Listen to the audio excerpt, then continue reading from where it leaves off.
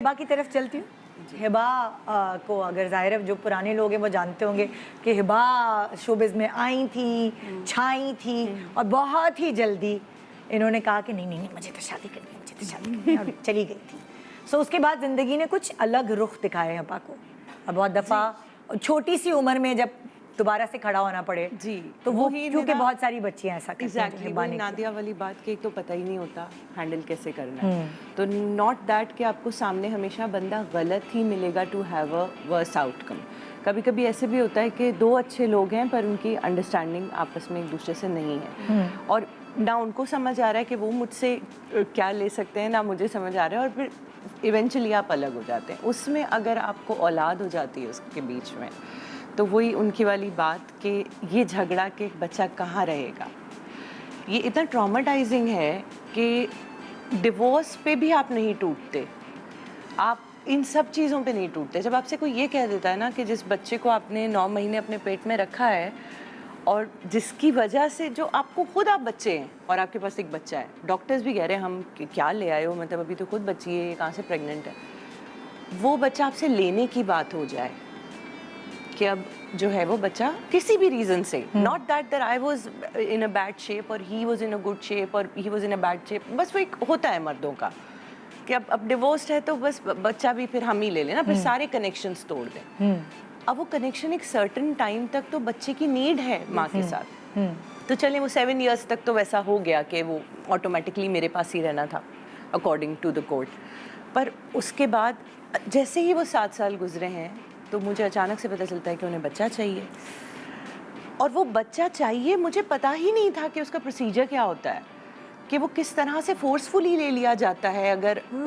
Allot कर दिया जाए कोर्ट की तरफ से, बच्चे की बेटरमेंट अगर कहीं और साबित कर दी जाए कि जी वो बेहतर हैं, वो गाड़ी दिला सकते हैं या वो अच्छी जगह पढ़ा सकते हैं या वो कनाडा ले जा सकते हैं या वो अमेरिका ले जा सकते हैं,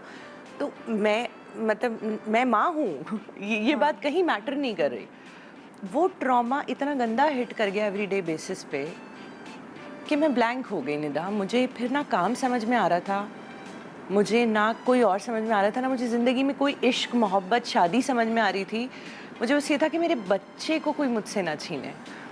आई still remember I used to call him and say कि पैसे ले ले यार मुझसे, बच्चे के लिए परेशान मत कर। तो इतना ट्रॉमेटाइजिंग था that I have had a, टूटने की क्या वजह नहीं थी उसमें मेरे लिए, मेरे जीने की वजह वही था। तो वो मैं गिर गई थी, फिर कोर्ट एंड कचहरी एंड ऑल दैट, वो सारा कुछ निपटाया। जब पहली दफ़ा मुझे पता चला कि आई वॉन्ट द केस और बच्चा मेरे पास ही रहेगा, तो बजाय उस वक्त टूटने के जब मैं केस के बीच में थी, मैं उस दिन टूट गई जिस दिन मैं जीत गई केस। और I have had a severe anxiety attack the similar day. तो मुझे समझ में नहीं आया कि अभी तक मैं फाइट कर रही थी तो शायद मैं टूटी नहीं, और जिस दिन मैं जीती साइकोलॉजिकली, मैं उस दिन हार के थक मुझे नर्वस ब्रेकडाउन, इतनी गंदी एंजाइटी हुई कि मैं can tell you, oh god. पर मेरी अम्मा was a strong woman, you know that. मेरा लिटरली हाथ पकड़ के मुझे रखती थी अपने पास और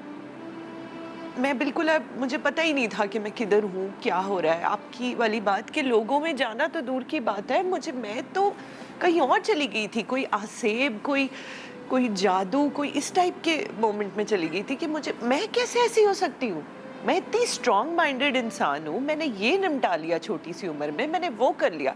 जिस ज़माने में लोग ये सोच रहे होते हैं कि हम क्या पढ़ें, हम उस ज़माने में एस्टेब्लिश्ड एक्ट्रेस थे, तो हम कैसे, मेरे साथ तो कोई दिमागी मसला हो ही नहीं सकता, सवाल ही पैदा नहीं होता। पर वो हुआ और फिर वही आखिर में वो कहते हैं ना कि आपको जब कोई नहीं समझ आता, तो एक दिन मैं खुद उठी and I went to a psychiatrist without having a second thought कि क्यों नहीं, मैं पता करूंगी जाके। बस खड़े होना था तो हुए, गिव अप नहीं किया, रेयान की वजह से नहीं किया। इलाज हुआ, मेडिकेशंस हुई, CBTs हुए,